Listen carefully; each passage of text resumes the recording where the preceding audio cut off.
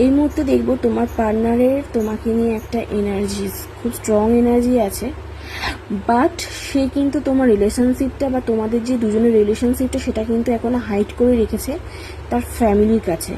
সে কিন্তু এখনও তার ফ্যামিলিকে কিন্তু জানাতে পারছে না, কারণ তার কিছু একটা প্রবলেম আছে ফ্যামিলির দিক দিয়ে, যার জন্য কিন্তু সে ফিনান্সিয়াল স্টেবল, অলরেডি কিন্তু সে ফিনান্সিয়াল স্টেবল, বাট তোমাকে কিন্তু সে হাইড করে রেখেছে এই মুহূর্তে। বাট সে কিন্তু ওপেন করবে, বাট খুব চিন্তা ভাবনার মধ্যে সে কিন্তু রয়েছে, সে কবে সেটা করবে।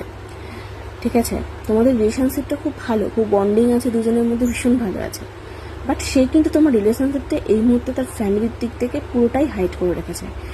সে কিন্তু একদমই জানায়নি যে সে কিন্তু তোমার সাথে রিলেশনশিপে আছে। ঠিক আছে, তো ভালো থেকে সুস্থ থেকো, আর অবশ্যই এরকম লাভ গাইডেন্স পেতে আমাকে ফলো করতে একদম ভুলো না। চলো টাটা।